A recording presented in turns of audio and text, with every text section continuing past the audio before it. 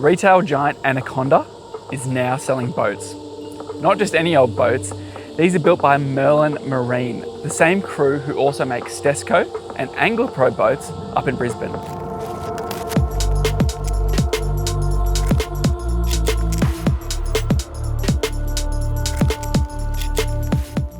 These two Australian-owned family businesses have joined forces and plan to shake up the boating retail market by selling boats in-store and online.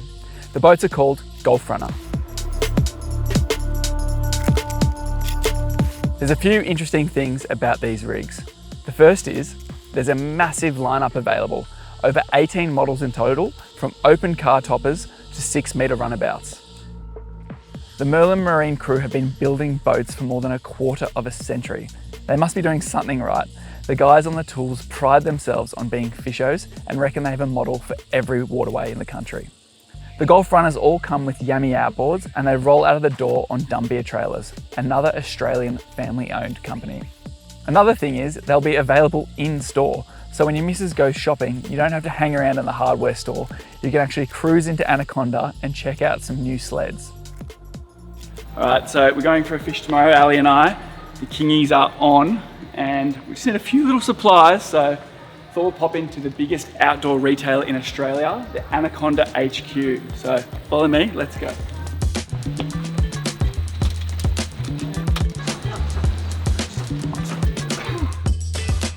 Apparently there's a fishing simulator at this store where we can go and test out the rods, and there's a barramundi tank somewhere in here. We've got to find it.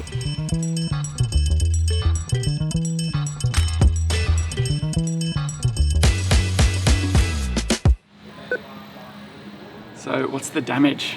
$55,862.92. Ooh, do you take Afterpay by any chance? So we've spent the weekend testing out the 540 center console to see if it can withstand some captain punishment. We managed to connect with some kings in close around the headlands in some, let's just say, pretty intense conditions.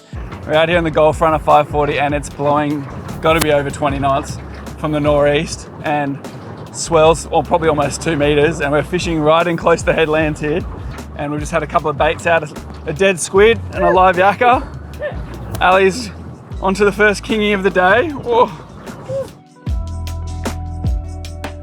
We flicked some plastics around for a nice mixed bag in the estuary, and even deployed the crab pots for some sweet blue swimmer crabs. We just lost our biggest blue swimmer crab, and then we just pulled our second pot and literally caught our biggest blue swimmer crab that we've ever got, so pretty insane.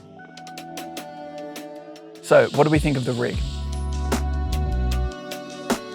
Well, it's bloody roomy for a 5.4 metre boat.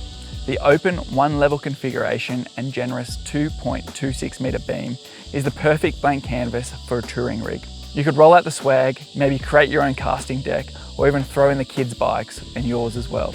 The gunnels are huge and my knees actually sit underneath them, so the fam are going to feel super safe in open seas or up a river amongst the crocodiles.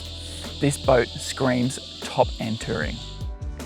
Speaking of up north, the graphics on the Gulf Runner pay homage to the Queensland town of 1770, a place renowned for its fishy country and appeal to hardcore anglers.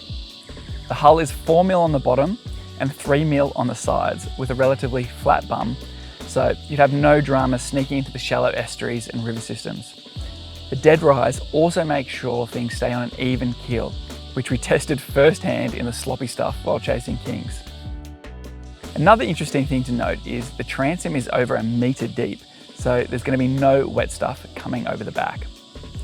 It's sure-footed underway, and with a 115 Yummy uses less fuel than a Tesla.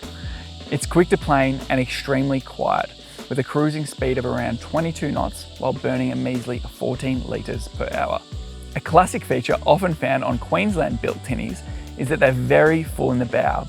This means they're great downsea boats. That's true of the Gulf Runner.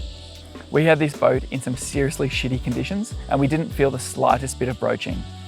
Heading into a head sea, we found the acoustics a little loud, but nothing out of the ordinary for an alloy boat. Now, what would we change? Well, there are some components we prefer to see welded in as part of the superstructure. The gunnel mounted rod holders are made of plastic and feel super flimsy. We'd love to see these upgraded to alloy and welded in like they've done with the cleats, bollards and handrails. Speaking of bolt-ons, the baitboard / live well combo is attached to the transom well with stainless screws. We reckon this is going to be the first area you'll start noticing some corrosion on the finish. Another thing would be the backrest on the helm seat. This doesn't lock into place, and when you're offshore and you go to lean on it, you can get yourself into some pretty awkward situations. For a 5.5 metre boat, there are also fairly limited storage options, especially considering the seat box is carrying the big lithium batteries for the Minn Kota. The house and starter batteries are in the aft port and starboard quarters. Ideally, they should be elevated off the floor and in a sealed hatch. Having the plumbing for the live bait tank and deck wash exposed wasn't ideal either. A Spanish mackerel or little mako would have a field day back there. Now the console is a tad small considering the beam, but still effective for two to seat cover behind. The T-top, on the other hand, overhangs either side, which looks a little odd. Either the console needs to grow or the T-top frame needs to shrink. We'd opt for a bigger console with a binnacle mount. The option of a forward seat would be useful too, as there's only 2 seats in this boat. Overall, Ali and I had an absolute blast of a weekend on this rig. At under 60k, it represents extremely good value for money. You can buy a base package, then add accessories to it as you see fit. A few small improvements to the quality of the fixtures and fittings would elevate this 540 center console. If fit out isn't your thing, you can also take the boat around to the Chalura Anaconda store, and they'll even do it for you while you're reeling a sailfish on the fishing simulator. Golf Runner is also backed by one of Australia's biggest retailers and some of the biggest names in the boating scene with Yamaha and Dumbia. We reckon these rigs are going to put a lot more bums in boat seats, and that can only be a good thing for Australian boating.